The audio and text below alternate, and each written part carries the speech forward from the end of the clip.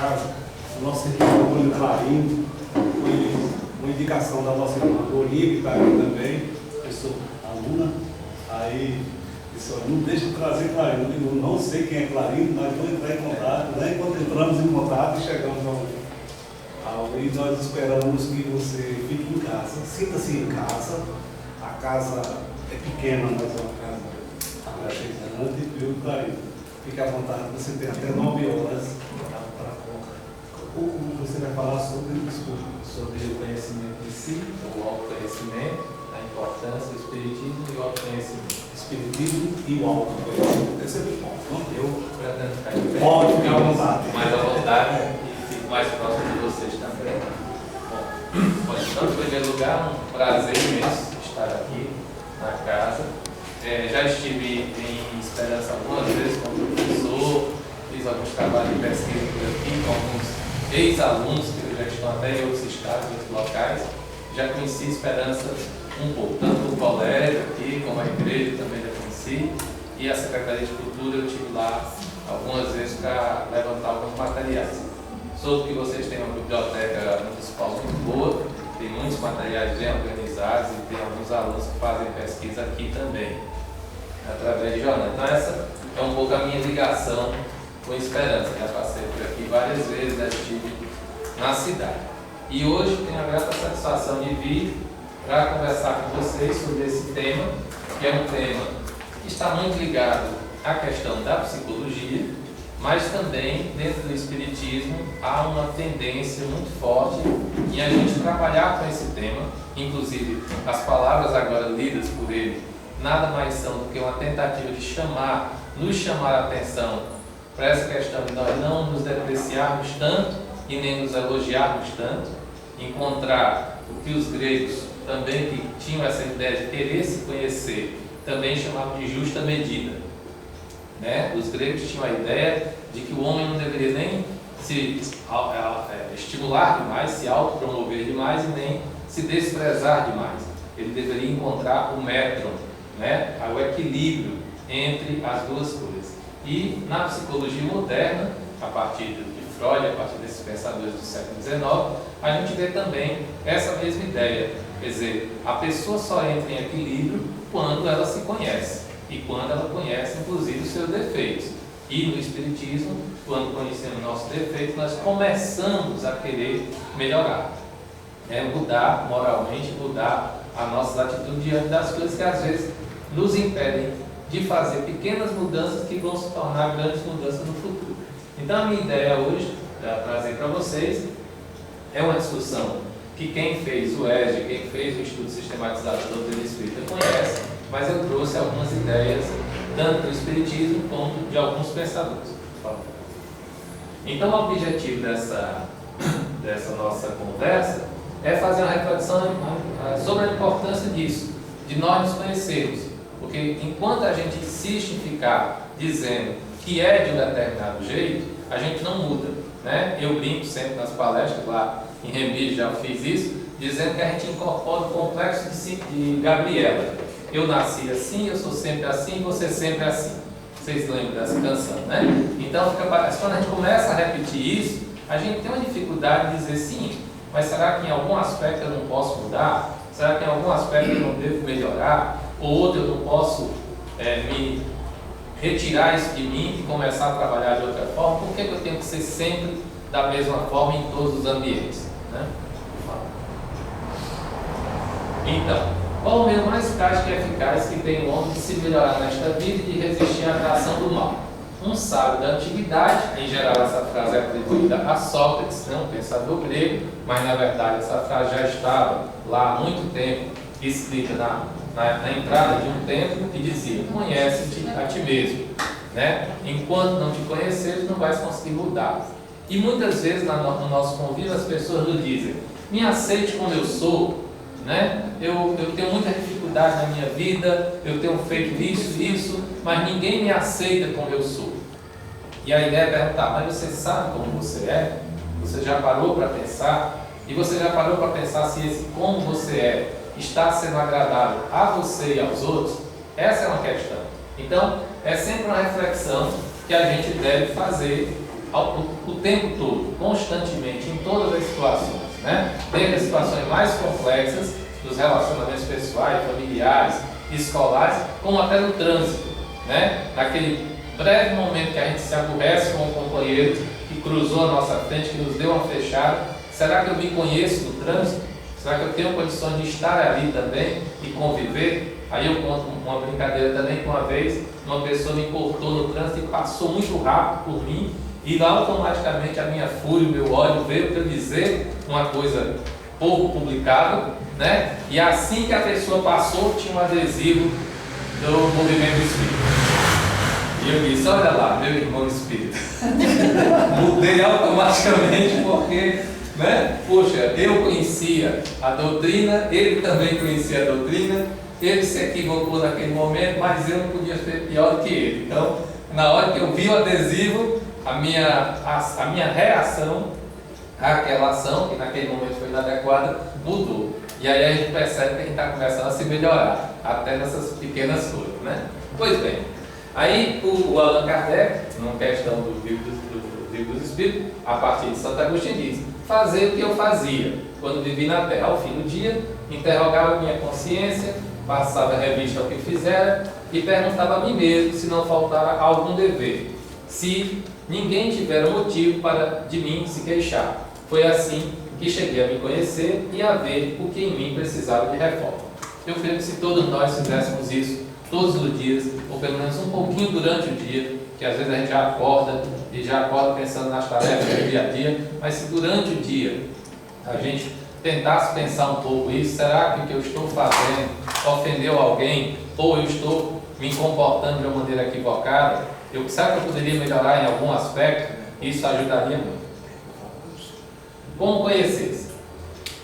Mais uma vez, Agostinho de Hipona, que é um filósofo, um doutor da Igreja Católica e que depois tornou-se santo para a Igreja Católica, mas que o Espiritismo vai buscar nele muitas das suas mensagens, porque é um grande pensador e é um grande espírito, um espírito muito evoluído, né? Ele diz: dirigis, pois, a vós mesmos perguntas, interrogai-vos sobre o que tendes feito e com que objetivo procedeste em tal ou tal circunstância, sobre o que fizeste alguma coisa que, feita por outra, censuraríeis, sobre se obrastes alguma ação que não ousarias confessar.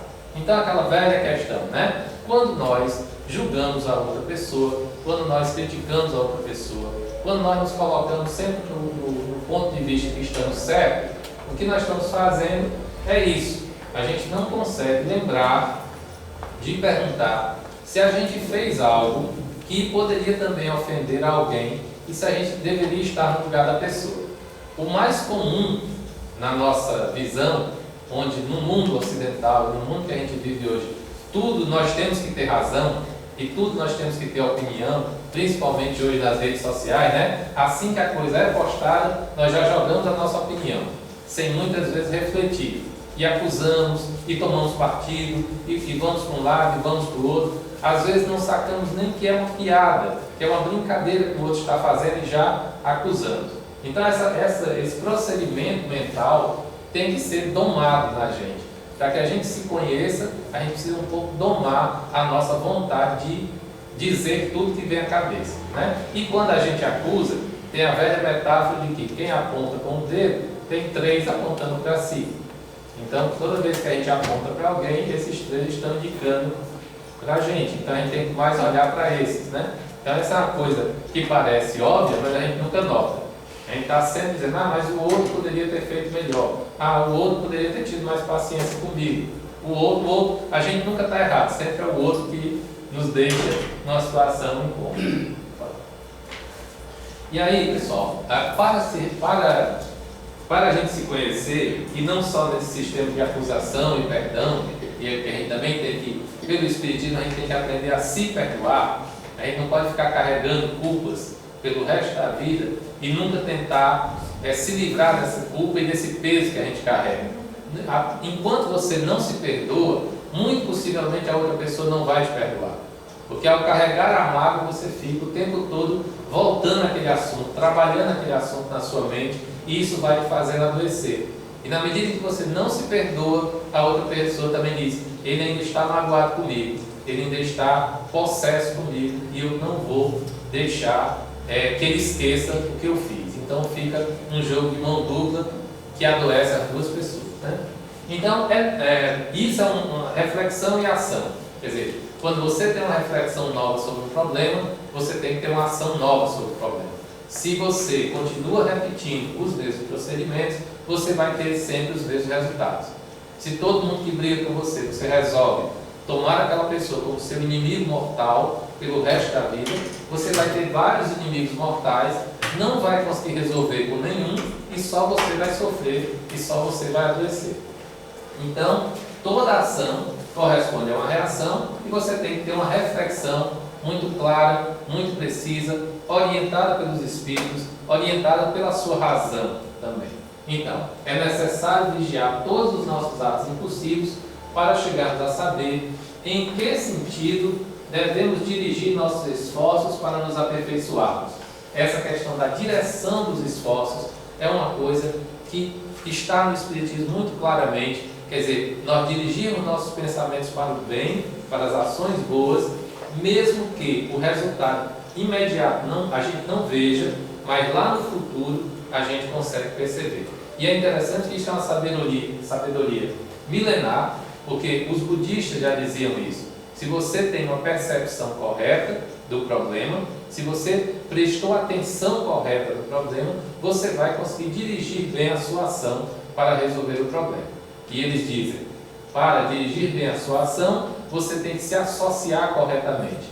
Você tem que estar junto de pessoas que pensem na mesma direção, pensem com o mesmo objetivo, pensem com a mesma clareza e tentem lhe ajudar. Então, todas as posturas corretas que a gente tem, de fala, de posição, de percepção, de pensamento, tem que estar associada a uma associação correta. E no Espiritismo a gente vai ver que é a mesma coisa, né? Enquanto a gente conseguir formular para nós mesmos questões nítidas e precisas e o mais possível multiplicáveis, quanto mais a gente se perguntar, mais a gente vai deixar a opinião do outro, a ação do outro interferir sobre nós. Quanto mais nós decidirmos por nós mesmos, mais facilmente a gente vai conseguir superar essa questão do autoconhecimento. Justo é que gasteis alguns minutos para conquistar uma felicidade eterna. Muitas vezes nós não paramos para pensar nas ações do dia a dia e vamos fazendo as coisas, passando por cima dos problemas sem refletir sobre aquele problema. E às vezes aquele problema se repete com outra pessoa, em outra situação, e nós ficamos no eterno retorno, né? A gente fica voltando ao mesmo ponto, porque a gente não consegue resolver primeiro um problema e depois passar para outro. Eu sempre digo, nos últimos anos tenho aprendido a não abrir várias frentes de batalha, não discutir com várias pessoas ao mesmo tempo, nem que seja na internet. A pessoa fala uma coisa, eu discordo, eu digo, mas eu não preciso conversar com ele agora. Essa pessoa está, no meu modo de ver, equivocada sobre este assunto, mas eu estou tendo outro assunto ali que é mais importante que eu converse, resolva, contribua, colabore, então eu vou me concentrar naquilo ali. Enquanto que o outro está lá se digladiando, e às vezes, vocês veem, né? As disputas na internet são fantásticas. Todo mundo vai resolver todos os problemas do mundo ali no Facebook ou nas redes sociais. Por favor. O medo que a gente tem, por que a gente erra? Porque a gente tem medo, né? A gente tem medo de não ser aceito, a gente tem medo de não ser amado, a gente tem medo de não ser acatado, né? Então a gente quer sempre acertar. Mas esse querer sempre acertar pode nos levar a um erro, pelo menos em direção a algumas pessoas, ou em algumas situações, né? O medo indefinido provém da repressão de impulsos considerados inaceitáveis que existem em nós, da ausência de contrição de nossas falhas, da não admissão dos nossos erros, descompensando o nosso corpo energicamente com o peso dos fardos, do temor e do pânico. A gente precisa entender que nós temos falhas, que nós somos seres humanos, que nós erramos, mas o medo de não errar acaba cometendo o erro, levando ao erro. E o medo de não reconhecer que errou leva a outro erro. E assim isso vai sendo acumulado dentro da gente e a gente vai adoecendo. Então o fato de conhecer a si mesmo não quer dizer que em a gente conhecendo que está errado, a gente diga, eu estou errado, então eu vou continuar errado, porque eu só sei ser assim. Não é necessariamente isso. O reconhecer é o primeiro passo, é a primeira avaliação. Nós somos seres capazes de fazermos a avaliação de cada procedimento nosso. E ao fazer essa avaliação, nós temos que tentar ver qual é a forma de correção ao longo do tempo. Também não é corrigir todos os defeitos que a gente tem todos de uma vez, né? Tem uma outra frase que é muito comum nas redes sociais que diz assim: não devemos corrigir todo o nosso edifício tirando todos os pilares, porque a gente não sabe qual é o pilar que sustenta a nossa edificação moral. Se eu resolvo reformar tudo na minha vida, eu não posso tirar todos os pilares ao mesmo tempo. Tenho que tirar um, reformar, outro depois e deixar um no meio de sustentação, porque senão pode ocorrer um desastre, né? A minha vida entra em colapso. Por favor. E aí ele fala uma expressão muito... Você pode colocar o autor? O Chico Xavier, Emmanuel também, né? Ele fala uma expressão muito forte, que é a luta contra os cadáveres de qualquer natureza que se abriguem em teu mundo interior, né? Então ele está falando não de cadáveres físicos, não de corpos físicos, mas está falando de emoções, de sensações que ficaram ali reprimidas e que a gente deve se livrar, porque são coisas mortas que não precisam estar conosco, não precisam fazer parte do nosso dia a dia. E ele diz: lutar contra esses cadáveres de qualquer natureza que se abriguem em teu mundo interior. Deixa que o divino sol da espiritualidade te penetre, pois enquanto fores ataúde de coisas mortas, serás seguido de perto pelas áreas da destruição. Quantas vezes a gente pega um assunto, uma pessoa, uma situação que tem 10, 15, 20 anos atrás e ela continua ali a nos assustar, né? Quando as pessoas dizem: você não tem medo de espíritos, não? Eu digo: não, eu tenho medo de pessoas vivas que ficam apegadas a uma coisa específica e ficam moendo, como a gente diz aqui na Paraíba, né? Em cima daquilo eternamente. A gente não pode ter medo dos nossos irmãos espíritos. Nós temos que ter medo de alguém que não sai do mesmo canto, não sai do mesmo ponto. E isso nos faz ficar tristes, nos faz ficar acabrunhados, né? Mas na verdade a gente precisa se livrar dessas coisas que nos prendem. Porque se a gente não faz isso, todas as nossas ações tentando melhorar não vão adiantar. Ir à academia não vai adiantar, ouvir música clássica não vai adiantar, né? Ler grandes livros ou tentar escrever grandes livros não vai adiantar se a gente, ao terminar aquela atividade, voltar a nossa mente para o mesmo problema. Eu terminei de ouvir essa música clássica maravilhosa, estou energizado, estou melhorado, mas eu vou ter que ir para o meu trabalho e vou encontrar aquela pessoa que me persegue, aquela pessoa que quer me destruir. Você acabou de fazer uma coisa boa e vai para o ponto de trabalho, para a sua escola, para o seu local de relações sociais e vai para essa imagem. Então, essa imagem vai predominar sobre todo o lado bom que você teve. Você brincou a manhã toda com seus filhos, você teve um tempo para brincar com eles, mas quando dá meio dia que você tem que ir para o trabalho, você volta à mesma questão. Lá eu vou encontrar aquela pessoa e ela vai prejudicar a minha vida, eu não sei como lidar com ela, eu não consigo mais conviver, e fica fixado em 1, 2 ou 3 horas que você vai passar com a pessoa e perde as 5 horas que você teve com seus filhos e teve na sua casa, teve no seu conforto, né? Por favor. A melhor forma, então, de melhorar o nosso autoconhecimento e de nos melhorarmos é disciplinar o pensamento. As pessoas hoje acham que disciplina é uma coisa muito ruim. Elas confundem disciplina com obrigação ou disciplina com ordem. Elas acham que a ordem tem que vir de fora. E quando você se disciplina mentalmente, é interno. Toda pessoa que tenta ser disciplinada internamente para estudar, para conversar, para ter um horário para ouvir música, um horário para fazer suas atividades, ela é muito mais tranquila. Por quê? Porque disciplina é liberdade.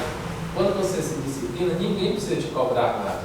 Se você estudou durante toda a semana, ninguém vai te dizer: você está faltando estudar tal assunto, tá? Isso não é forma de falar. Então, você pode ver que toda criança, toda pessoa que cria um sistema de estudo, ele consegue um rendimento muito melhor, muito maior. Eu falo para os meus alunos, quantas disciplinas vocês fazem? Ah, faço 6 disciplinas esse semestre, faço 5 disciplinas. Como é que você estuda? Ah, eu estudo para as aulas que vão ter naquele dia. Eu digo, está equivocado. Você deve estudar uma disciplina por dia. Porque se você estudar bem aquela disciplina, no segundo, no terceiro dia ou no dia que vai ter aula, você não precisa mais estudar. Você só vai revisar na hora e o professor vai estar falando, você vai estar lembrando. E os alunos não acreditam nisso, né? De professor, ninguém faz isso. Todo mundo deixa para estudar de última hora, todo mundo estudar 2 aulas que vai ter naquele dia. Aí eu digo, pois eu faço. Eu estou fazendo o curso de psicologia, eu tenho 7 disciplinas, hoje, domingo, eu estudei uma delas. E não estudei a outra que vai ter amanhã, só vou estudar amanhã a segunda disciplina. E na terça outra, e na quarta outra, e na quinta outra, na sexta, e no sábado eu vou estudar a que é mais leve. A que eu acho mais leve, porque eu já tenho algum conhecimento. Por quê? Porque o sábado seria o dia do descanso, de estar com a família, tá? Então uma hora que eu tiver, eu vou lá e leio um pouquinho. Então eu faço 7 disciplinas, eu estudo uma por dia. Não vou me sobrecarregar, não vou me matar, não vou xingar os professores, não vou dizer que eles são terríveis, né? Não vou colocar a culpa da minha responsabilidade nos outros. Que isso é o começo de um autoconhecimento e uma disciplina de pensamento. Aí você vai perguntar, você consegue fazer isso todo dia? Você não tem nenhum dia que você se atrapalhe? Tem, claro que tem. Aí no outro dia eu acordo mais cedo. É uma punição? Não, não é uma punição, é disciplina. Porque ninguém me obriga a acordar mais cedo. Eu acordo 1 hora mais cedo, tomo meu café mais cedo e vou estudar. E consigo, por incrível que pareça, consigo. Isso é muito bom, né? Isso mostra que ninguém me obrigou a fazer isso. Eu disciplinei meu pensamento, depois disciplinei o meu corpo. Hoje eu estava falando com minha filha, enquanto eu estou lendo, 1 hora que eu estou lendo, eu não me levanto para tomar água, eu não me levanto para comer, eu não me levanto para fazer qualquer coisa que não seja ler. Eu tirei aquela hora para ler, eu leio aquela 1 hora. E só é 1 hora, mas é bem feito. Tá? Em todas as situações que eu me sento para ler, eu leio dessa forma. Ah, mas não pega nem um biscoitinho? Não, não pega nem um biscoitinho. O biscoitinho pode esperar. Tá? Então, por que a gente precisa disciplinar o pensamento? Porque o pensamento é criador e ele não atua somente em roda de nós, ao redor de nós, influenciando nossos semelhantes para o bem ou para o mal. Atua principalmente em nós, gera nossas palavras, nossas ações e com eles construímos o dia a dia, no dia a dia, o edifício grandioso ou miserável de nossa vida presente e futura. O nosso irmão Rossandro, nesse vídeo que está em evidência agora, hoje, que esteve rodando pelo WhatsApp, ele diz exatamente isso. Como nós vamos trabalhar com as pessoas que têm uma vida, infelizmente ainda, miserável no sentido moral, no sentido emocional. Como a gente não deixar que essa pessoa que esteja passando por um momento ruim, interfira na nossa vida com palavras ruins, né? Fulano, eu cheguei e nada deu certo lá. E aí você já sai de casa pensando, nada vai dar certo para mim também, porque eu estou indo para o mesmo lugar que ela. Só que você é você e ela é ela. Ela teve a relação dela naquele local e você vai ter outra relação. Mas as pessoas já chegam dizendo assim, olha, hoje na escola de manhã foi horrível, aquela turma é insuportável, né? E você já entra carregado com essa informação, né? Eu sempre, quando eu entro em sala de aula, no primeiro dia com os alunos, na aula de glória, esqueçam tudo que vocês ouviram falar de mim, as coisas boas e as coisas ruins. Façam o seu próprio julgamento. Essa é a primeira aula. Vamos começar agora. E aí começamos. Né? Esqueçam. Porque se a gente fica lembrando, né, a gente já vai com a ideia formada de que aquela coisa é ruim e aí isso vai gerar um impacto na gente. Através... Volta um pouquinho. Tá, obrigado. Modelamos nossa alma e seu invólucro com o nosso pensamento. Estes produzem formas, imagens, que se imprimem na matéria sutil, que é o corpo fluídico, que nós chamamos de perispírito, e com o qual nós compomos o nosso corpo e o nosso espírito. Então essas duas coisas estão juntas. Só que as palavras, antes de chegarem ao corpo, antes de chegar aos nossos ouvidos, elas já estão moldando o nosso perispírito. Elas já estão nos moldando. E a gente precisa estar atento para que as palavras ruins não cheguem tão rápido.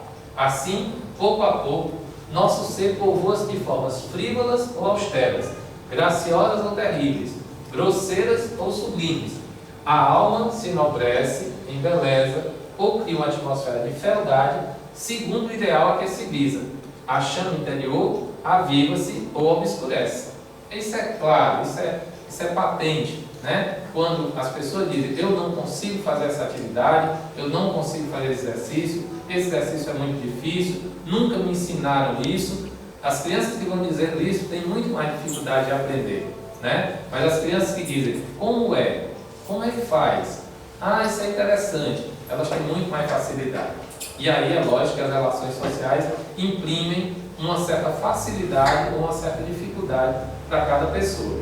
Mas se a pessoa já madura, já adulta, sabe que a vida é composta de dificuldades e de facilidades, ela não pode estar o tempo todo lembrando só das dificuldades. Ao se conhecer, ela tem que prestar atenção nisso. Eu sei que eu vou para a esperança. Eu tenho tantos quilômetros para fazer, então eu tenho que me programar para sair tal hora. Eu não posso deixar para sair 10 minutos antes. O que é que eu fiz hoje? Usei minha experiência de ter vindo à esperança várias vezes, né? Então, da porta da minha casa até a igreja de Esperança, que eu não conhecia a prefeitura, até a igreja são 35 minutos. Então me projetei para sair antes, né? Eu digo, eu vou antes porque é à noite, vai que tem mais trânsito. Então, tudo um planejamento e de pensamentos bons. E entre cada frase que eu pensava, vai dar certo, vai dar tudo certo. Porque os irmãos estão lá me esperando, meus amigos estão lá me esperando, e vai dar tudo certo e eu vou chegar bem. E deu certo. Estou aqui, né? Então, pensamento positivo nesse sentido. Pensamento positivo não é aquela coisa de você sentar e ficar esperando que as coisas aconteçam, não, né? O Dalai Lama diz que meditação é meditação ativa.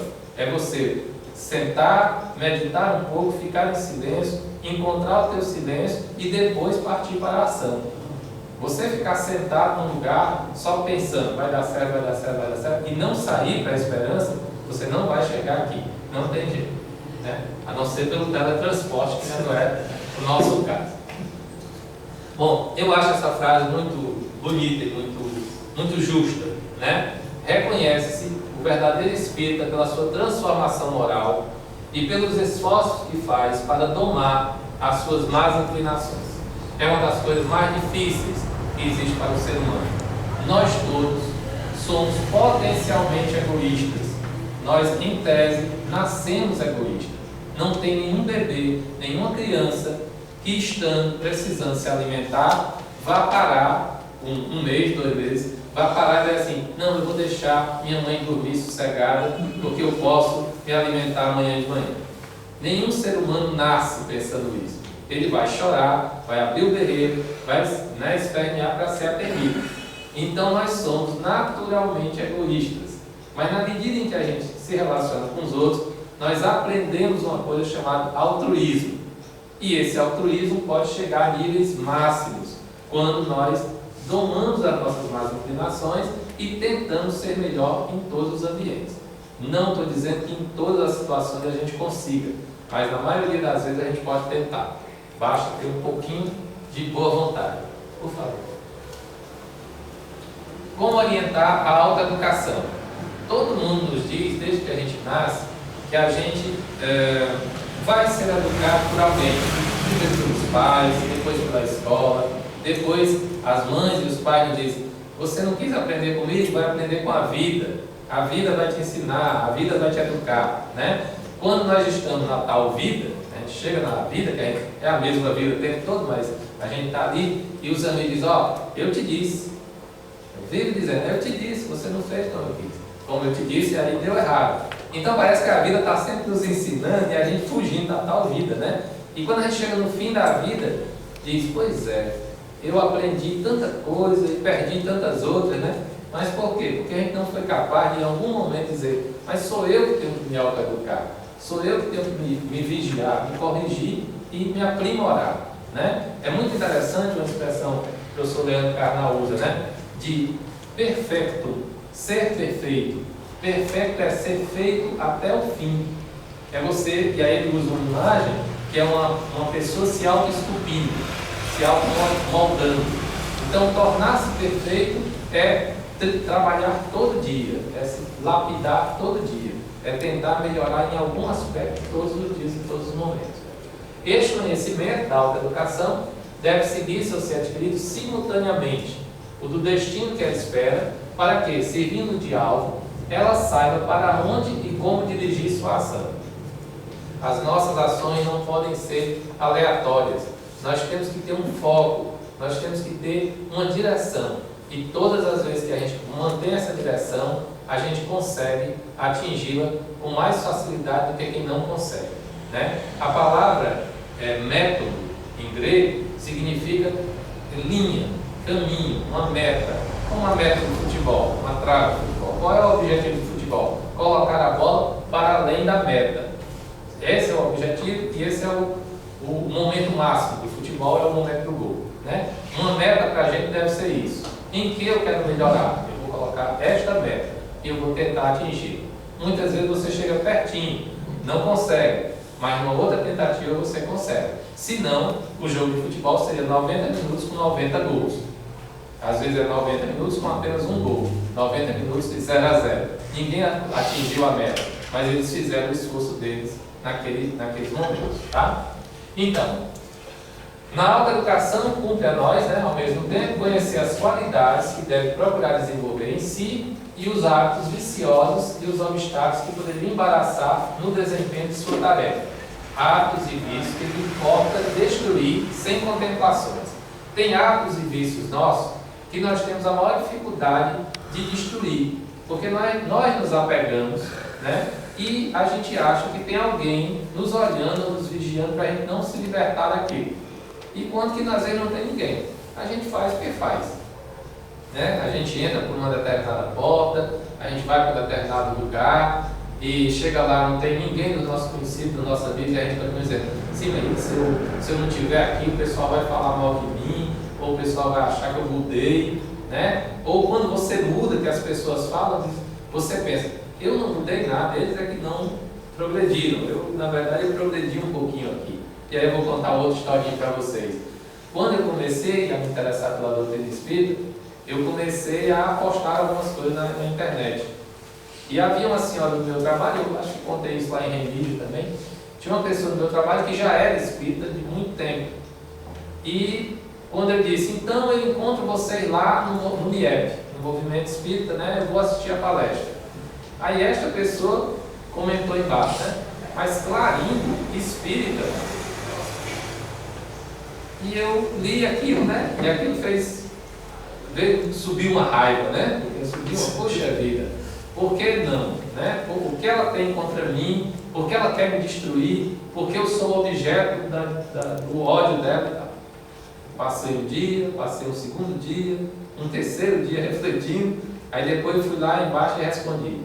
Um dos primeiros princípios do Espiritismo é não julgar. E nada mais. Nada mais. Né? Quer dizer, pelo menos isso eu tinha aprendido. Nem a julguei, nem rebati, apenas disse. Um dos primeiros princípios que eu aprendi é não julgar. Então, se ela julgava que eu, pela minha vida pregressa, pelo meu defeitos anteriores, pelo que ela achava em mim uma má conduta, seja em que âmbito fosse, ela não acreditava que eu pudesse me interessar pelo Espiritismo, pudesse melhorar, então a culpa não era minha. Eu estava tentando fazer a minha parte, ela que não estava me ajudando, embora fosse uma pessoa ligada ao Espiritismo, né? Mas graças a Deus ela está bem e eu estou bem também. Estamos seguindo, né? Ok. Por favor, pode passar o outro, porque eu quero mostrar uma coisa para vocês. O que se pode transformar? Vejam só. Tem umas questões, a gente está se aproximando do final, eu queria mostrar esses 3 próximos slides para a gente trabalhar melhor com eles. A gente é um processo de enfrentamento, sempre é um processo de enfrentamento. Tudo que a gente tenta mudar da nossa vida, da nossa casa, do nosso ambiente de trabalho, até mesmo quando a gente muda de trabalho, é um enfrentamento. A gente tem que se enfrentar. Qualquer móvel que você vai mover na sua casa, você tem que fazer um esforço, ou pelo menos um esforço mental anterior, de saber para onde vai esse móvel e o que é que eu vou colocar no lugar. Então, são 3 tipos de coisas que a gente tem que trabalhar ao mesmo tempo. O que podemos enfrentar quando a gente enfrenta a si mesmo? O que pode ser transformado? O abandono, primeiro, dos vícios. O fumo, O álcool, o jogo, a gula, o sexo ou as drogas. Né? Muitas dessas palavras, principalmente a gula e o sexo, a gente tem no nosso dia a dia como coisas naturais, porque fazem parte da fisiologia humana, fazem parte do nosso corpo, das nossas necessidades. Só que a gente sabe que tudo em excesso é prejudicial, né? Então, tem momentos que isso aqui se torna um vício. Isso está muito ligado, pessoal, àquela questão dos chamados 7 pecados capitais que a Igreja Católica instituiu em algum momento, né? Só que aí vocês vão ver que outros daqueles pecados, daqueles vícios, são coisas morais, enquanto essas aqui são coisas físicas, né? São coisas que a gente pode, retirando o nosso corpo de perto delas, deixando com que a gente não fique exposto a essas questões, a gente consiga se melhorar.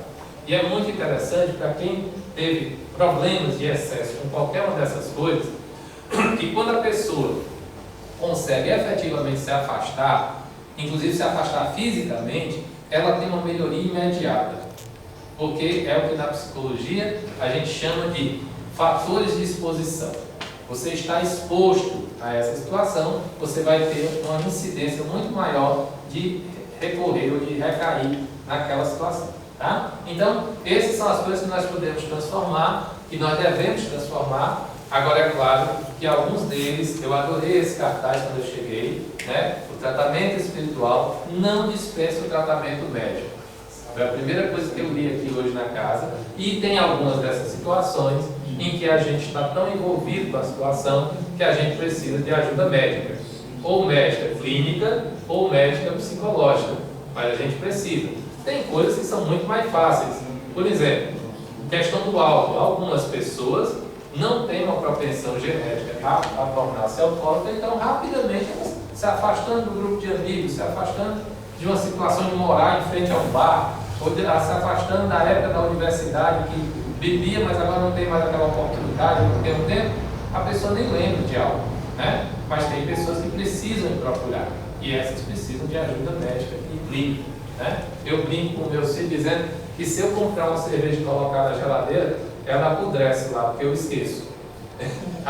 Eu bebo, né? Bebo álcool, às vezes em festas, em alguma situação, mas eu comprar para casa é desperdício. De todo tipo, porque eu deixo lá e acho que não tem sentido. E agora que não tem sentido mesmo, porque faz anos que eu diminui muito, assim, não me lembro de beber, né? Mas o fator exposição, você está exposto àquilo que faz com que você possa recair, por favor. O segundo tipo que nós podemos transformar, aí vem as questões morais, né? Algumas delas estão listadas pela Igreja Católica como pecados, né? Ou culpas pelas quais você deve carregar a culpa, mas na verdade, algumas delas todos nós temos. Todos nós temos em graus maiores ou menores, né? Quando eu estava estudando isso para falar com vocês, para conversar com vocês, eu fiquei pensando, o que é que eu ainda tenho? O que é que eu ainda sofro? O que é que ainda me dói? O que é que ainda me pesa muito? Né? Eu fiz a minha lista, faço a de vocês. Né? É claro que eu não vou revelar para vocês a minha lista, porque eu não posso. Né? Se eu revelar para vocês, eu vou me sentir enfraquecido diante de vocês. Então, façam a de vocês, tá? Mas eu tenho a minha lista. Tem 4 aqui que eu já consigo controlar e muito bem sei que não tem. Que bom. Exatamente, que bom. Né? Lembre-se, inveja é um dos piores. Né? Não existe inveja branca. Toda inveja é ruim. Né? Como diz o professor Leandro Carnal, toda inveja é inveja. O que você pode ter é cobiça. Cobiça é querer ter também. Inveja é não querer que o outro tenha. E ciúme é não querer que o outro tenha o que eu tenho. São coisas diferentes. Então, inveja é sempre ruim. A inveja é sempre destrutiva. Pois não, inveja é não querer que o outro tenha. O cara comprou um carro e ele, puxa, mas eu devia ter comprado aquele carro, não queria que ele tivesse comprado aquele carro. Cobiça é eu querer ter também. Que carro lindo teu, eu adorei esse modelo, muito bonito. Será que tem tal cor que eu gosto mais de tal cor? Eu vou querer um desse também. Cobiça. E ciúme. Eu compro um carro e não quero que o meu colega compre. Eu não querer que o outro tenha o que eu tenho. é muito que a gente sente. E o ciúme no relacionamento? Como é que A mesma coisa. Eu tenho um companheiro, uma companheira, e eu não quero que ninguém olhe para ela, nem para olhar, né? É isso, né? Está olhando, por quê? E aí a gente começa. Qual é a primeira coisa que a gente faz no relacionamento? Usar os pronomes possessivos no nosso idioma, né? Meu amor, minha querida, meu bem, vai logo pro possessivo, né? Meu. Quem é que chama o outro de querido, querida? Só chama depois de um tempo, né? Quando você já está casado, quando você já está estabilizado, quando você sabe que ninguém vai tirar o que é seu, ou meu, né?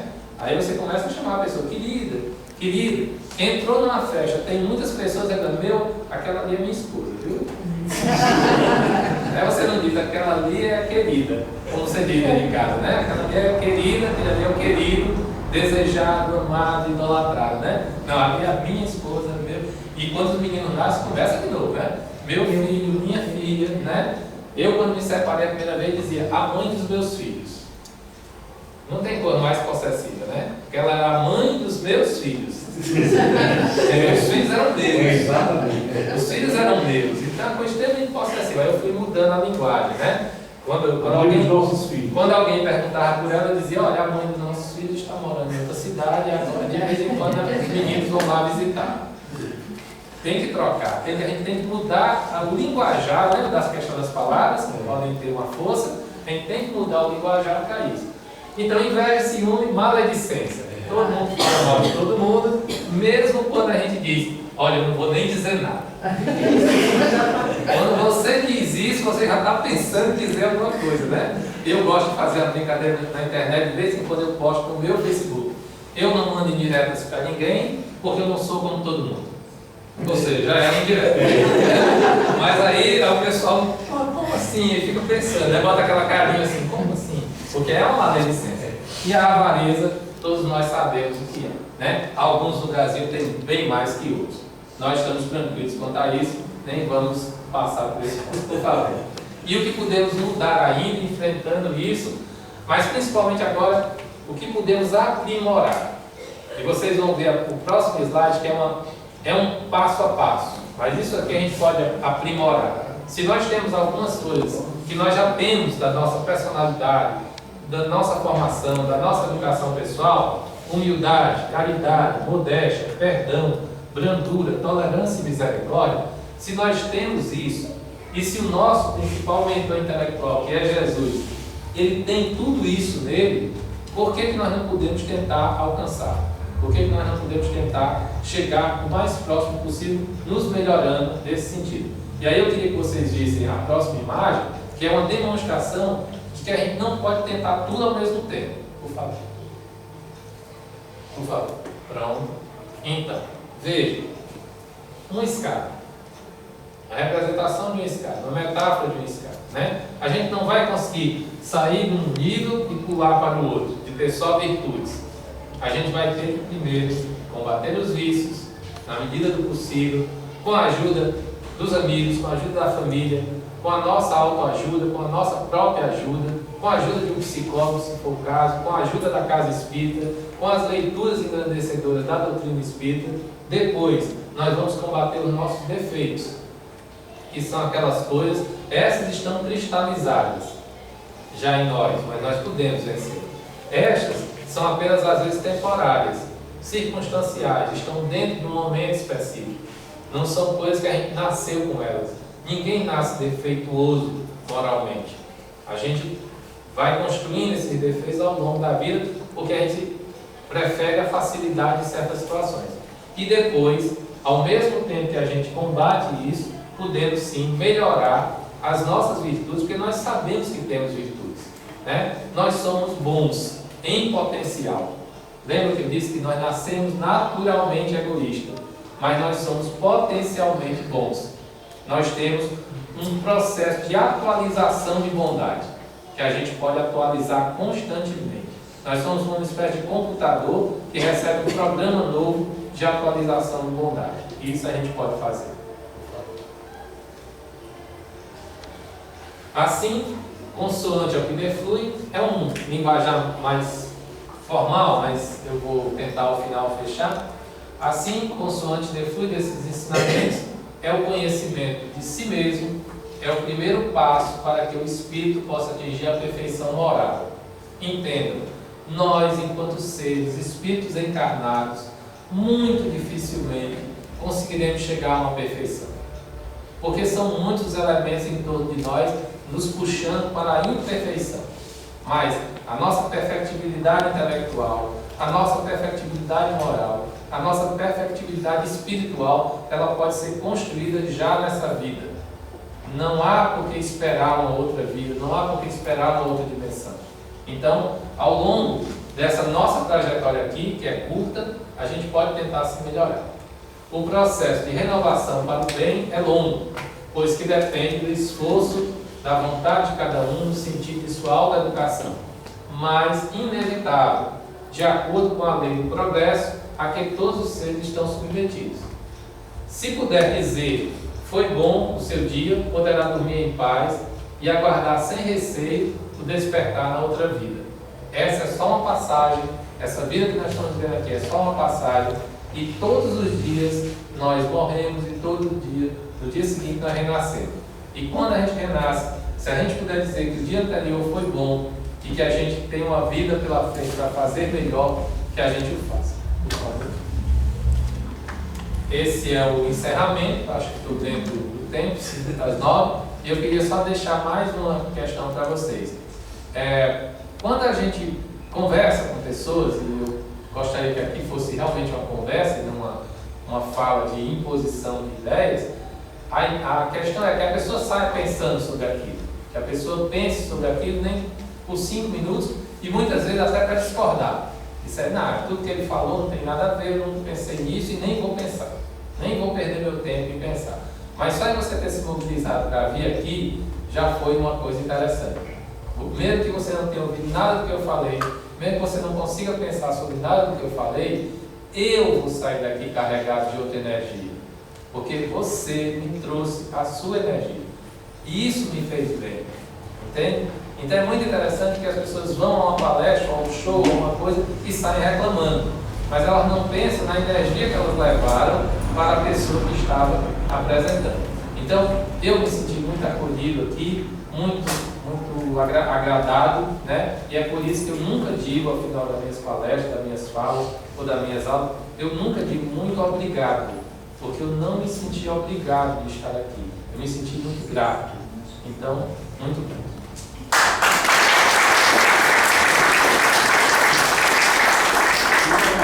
Saudade, mas você foi aplaudido.